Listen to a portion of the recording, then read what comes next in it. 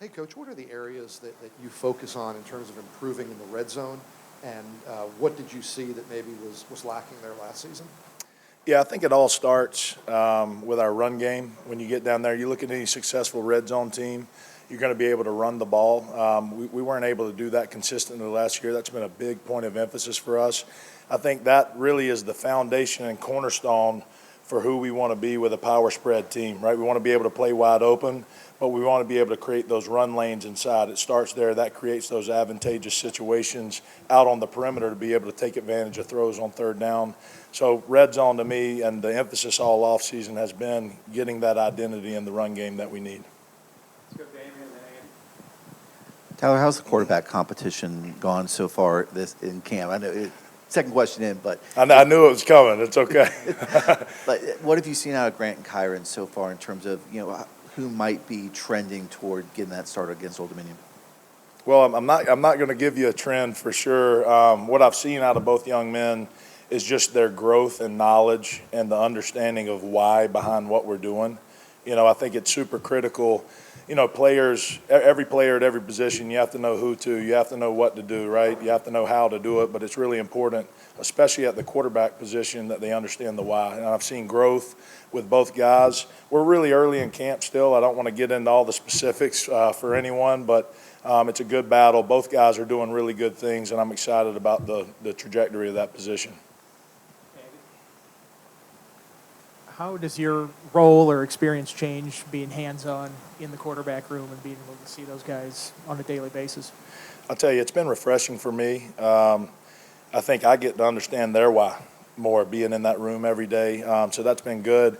I think in totality, like what we're seeing is a little bit more cohesion, I think, with that unit. When I look at that position, more than throwing the ball and running the ball and all the things they have to do physically, it's really decision-making. With what we do offensively, there's a decision to be made on every play, whether that's a run-pass option, whether that's a first-level read, right? There's always decisions to be made. It could be something simple to the naked eye of us just running a base run play, but we have to hold a backside defender that the receiver can't block with our eyes. So just every day, them understanding more of that, me understanding more of what they're comfortable with, I think it's been really refreshing for me and the whole unit. Do you have to have one guy in that spot? I mean, could you foresee playing two? Have you experienced playing two at any stop that you've had previously? Certainly been a part of playing two quarterbacks in different packages, but I think, you're always trying to trend, towards finding a guy that can take over the helm from a leadership standpoint for what you're trying to build the offense around. Fortunately, in that room, I know they're all a little bit different and unique, everybody is, but we have a good room. We got good athletes. We got guys that can run, they can beat you with their feet, beat you with their arms, and what we've really been focused on is that decision-making, being able to beat people with our minds. Middle of the room to Joey, and then back to Damien.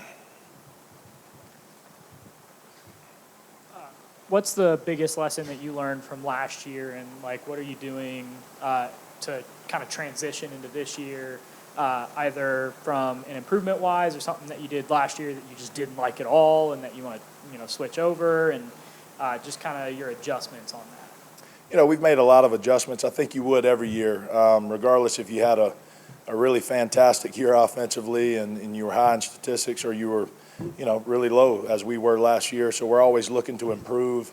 I don't want to get into any scheme changes, but I think the biggest thing that we learned as a staff is just understanding, let's not put too much in too early, particularly for the guys up front. Let's make sure we get the foundation on some basics, be able to get in, get our identity runs in, and then start building out from there, right? You want an identity, and then our job is to be able to formation, motion, use tempo, different things to be able to vary that identity. Let's go Damien, then we'll go David and Tim. You mentioned in your red zone response about how important the run game is. Have you seen a difference in the run game with Malachi Thomas being healthy, and what has Bashal Tutin brought to that run game that helps with your scheme? I think both guys have shown so far through the spring, right? It's still early in camp, but that we can have a 1-2 punch which I think is important, right? We had a Rolodex of guys going through different skill set levels. I think we've settled on guys that are very similar in what we want to ask them to do from a majority gun run standpoint. So that's certainly brought consistency, right? Being able to read those runs over and over, that helps the offensive line set up blocks. Another guy I've been really impressed with that making a change that I think has a chance to make a difference in our run game is Caden Moore moving into center. I think he brings a physicality in there. He's doing some really nice things. And I just think I've never been around an offensive line unit that's as cohesive and close as that group. And I think that'll pay dividends for us down the road. You mentioned Malachi a little bit there. Coach Pry earlier was up here and said he's seen some things out of Malachi in these first couple of days of fall camp that he hadn't seen him do last year during the season. I know he was banged up a lot, Right. But what do you feel like his full potential is when he can reach it, and a little bit more about that 1-2 punch? What makes those guys so unique and a little bit different, and how do you envision kind of using both at the same time? Yes to the last question. We do envision using both. How they're different, I think, what I've been able to see spring and then especially in the camp is a healthy version of Malachi, which, you saw that last spring and then, obviously had the injury early in camp. But Malachi, from his skill set, I think you've got a really smart, savvy running back. He reads plays well. He can pack a load with them.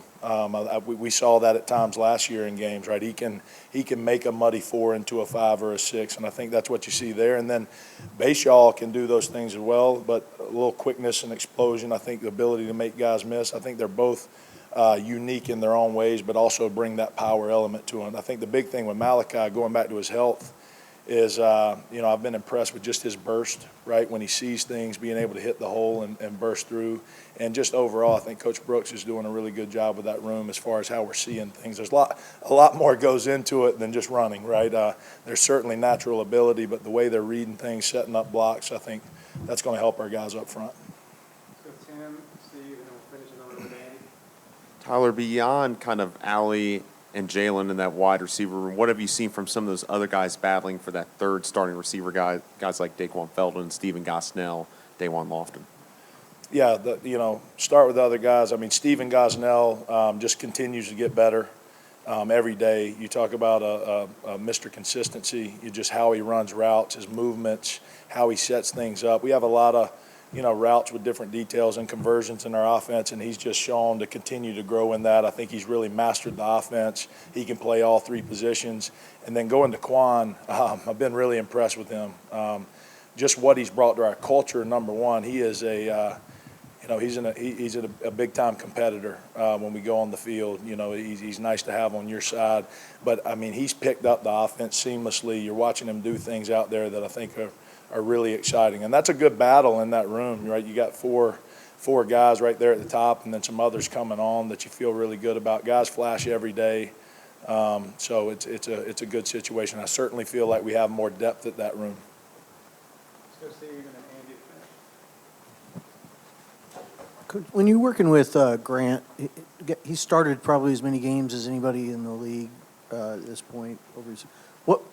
When you, after the season last year and through the summer, what were kind of the points of emphasis with him?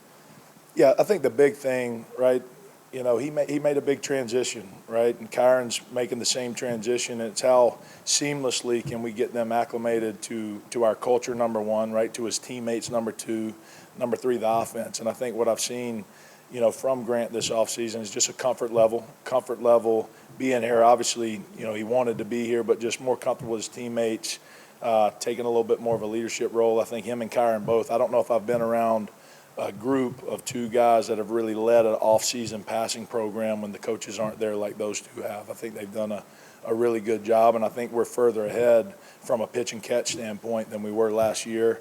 But just his growth, I think I'll go back to it, and I'll say it a million times, the understanding of the why behind what we're doing. I think it's 2 things. It's second year in the offense. It's the change that we've made, just being able to be in there.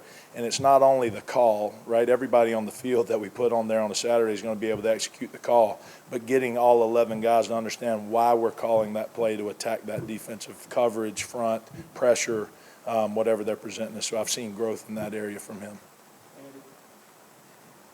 Coach Bryant talked a lot about giving up defensive play calling allows him to be in the offensive room more. What has that been like with a little more influence from him or a little more input from him? It sounds like it was a little bit more late last season, but certainly into this offseason too.